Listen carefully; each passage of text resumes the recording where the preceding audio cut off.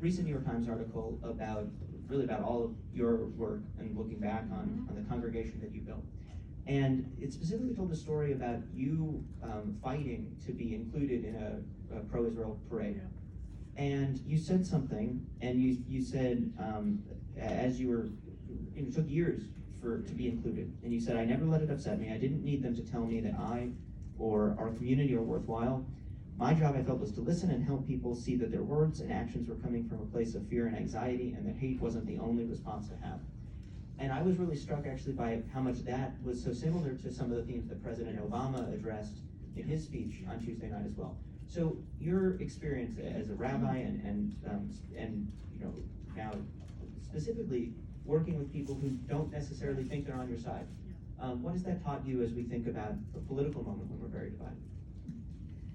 So thank you for that question, because I think it is so relevant to where we are now. And I learned very deeply honestly from Gandhian philosophy and theory, which is the goal is to always change your opponents into allies, not to crush them as enemies. And if we understand that we're going into a conflict, it will ultimately isolate the people who really are going to be interested in crushing you, because there are going to be some of those.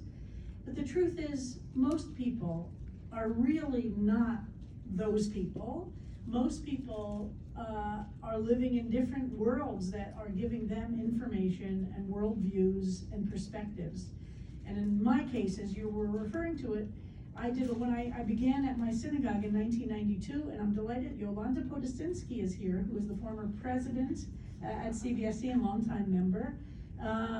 When I came, it was founded as an LGBT synagogue in 1973, and the Jewish world was extremely hostile.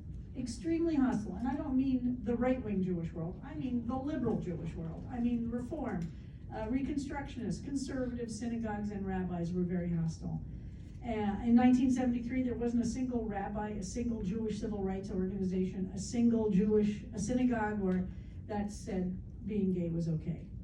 So my job was to really go into synagogue after synagogue after synagogue, doing what I used to call my lesbian rabbi dog and pony show. It was, and to create a space to engage people on the thing that they feared the most was going to destroy the Jewish people. And again, this is not the right-wing Jewish community. And in my experience, I took everything I understood about pacifism, the real pacifism, and Gandhian philosophy, and looked at everybody I encountered and tried to say, okay, what is it about them that makes them so hate gay people? What's going on here? And of course, there were many things that were going on for people, but the most important thing that I learned was that if I didn't absorb their hate, I couldn't reflect it back to them, because then I could reflect back to them curiosity. Why are you the way you are? And you're talking about me as a human being. Is that really where you want to be? So I think exactly as the energy of this whole convention has been, we have to stand firm in our beliefs, and my personal faith and philosophy teaches me that very much. But we have to do everything we can to turn our opponents into allies and not crush them as enemies. But that doesn't mean we give up our firm sense of centered what we believe.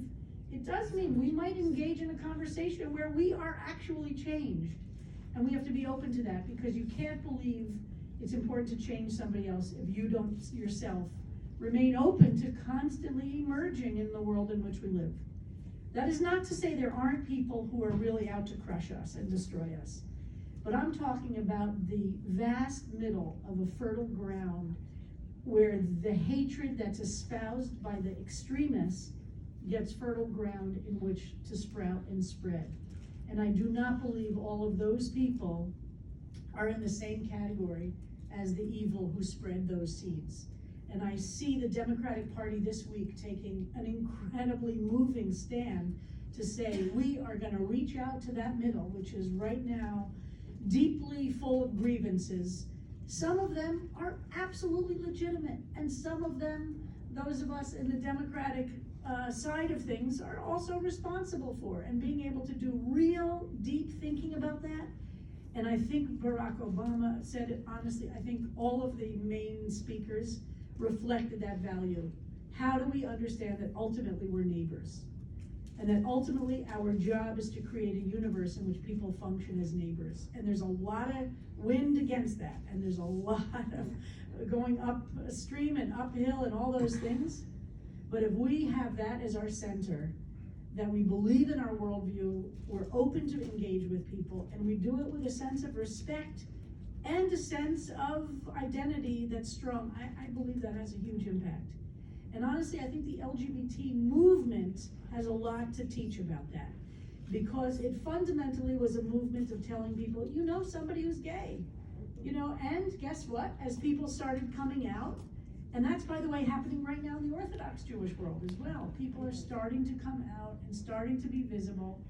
And honestly, we have to do that about our politics with people. And in advance of this election, in 70-something days, although early election starts, I think, in a month in 2 weeks in Arizona, we have to be willing to engage with people who differ from us. And again, try and see them as opponents who we want to turn into allies rather than enemies we want to crush.